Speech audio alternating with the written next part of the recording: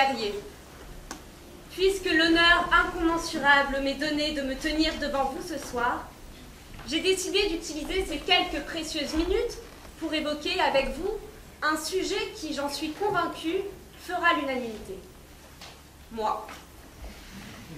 Le narcissisme qui m'anime sera poussé à son paroxysme, car, je vous préviens dès à présent, il arrivera que l'on parle de moi à la troisième personne. Et quand je dis on, c'est moi. J'ai toujours eu cette attraction très étrange, peu commune et, ma foi, inexpliquée, pour le luxe. Ce qui brille me fait vibrer. Alors, est-ce là un triste signe de mon appartenance au sexe faible? Oui. Oui, nous les femmes, nous aimons le beau, nous aimons le luxe, nous aimons le rare. Et c'est aussi un peu comme ça que nous aimons nos hommes. Aussi, quand je l'ai rencontré, ce bel acteur franco-marocain, s'il est vrai que son œil rieur et son sourire ravageur font glousser les dames et frémir les hommes, c'est surtout sa notoriété qui fait de lui le meilleur parti du tout Paris. Aussi, lorsqu'il vint vers moi,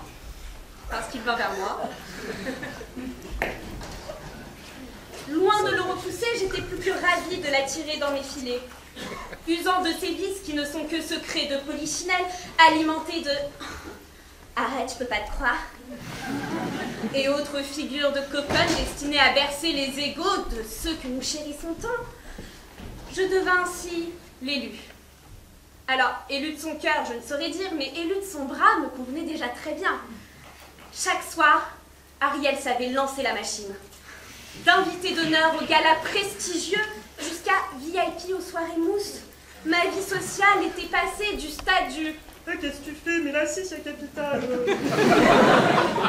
à celui du « Mais allons, mademoiselle, vous reprendrez bien un peu de champagne ?»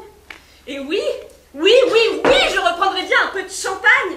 La finesse de ces bulles est un plaisir dont je ne pourrai plus jamais me passer.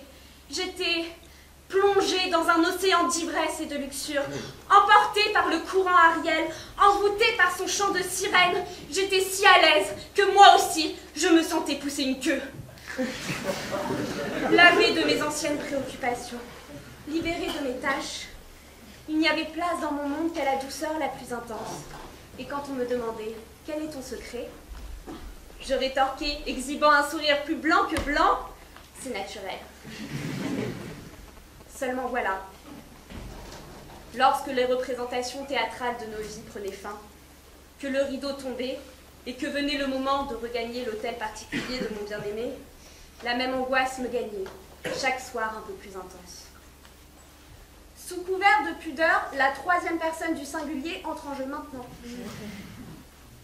Avec Ariel, la belle redécouvrait le lavage à froid.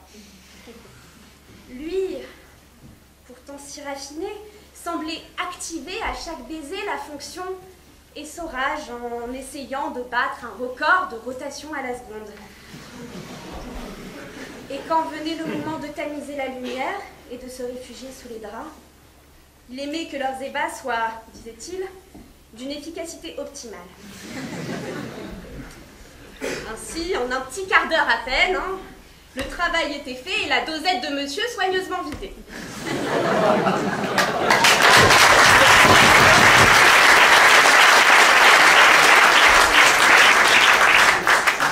La lassitude commençait à gagner les corps et les esprits. La routine s'installait. Alors que je semblais avoir développé une insensibilité au champagne, les petits fours s'enchaînaient et se ressemblaient au cours de ces soirées qui devenaient soudain vides de sens et d'intérêt. L'apothéose fut qu'Ariel devint addict à cette poudre que l'on paye en liquide. Une colère effervescente me gagna. Ne voulant pas laver mon linge sale en public, je tournais en rond en répétant inlassablement qu'il ne méritait pas une perle comme moi. La cuve était pleine, il fallait que ça s'arrête. Retenue pourtant par je ne sais quelle force, j'étais incapable d'abandonner si simplement celui que j'avais vu, mon meilleur produit. Mais il n'empêche que, lorsque mon regard croisa pour la première fois celui que tout le monde appelle le chat, Mon corps tout entier me supplia de laisser de côté ma morale judéo-chrétienne. La démarche du chat a ce petit quelque chose qui vous coupe le souffle et vous plonge dans les méandres obscurs des fantasmes les plus intenses. Mais il faut savoir que le chat est monsieur personne. Toujours tapis dans l'ombre, perché dans ses pensées, sa timidité et son isolement s'éloignaient de tout ce à quoi j'aspirais. Pourtant, lorsqu'il vint vers moi, je me surpris à balbutier quelques mots hésitants. Une conversation se mit cependant en place, tant bien que mal, et j'étais fascinée par le brio avec lequel il arrivait à décrire la banalité de sa vie.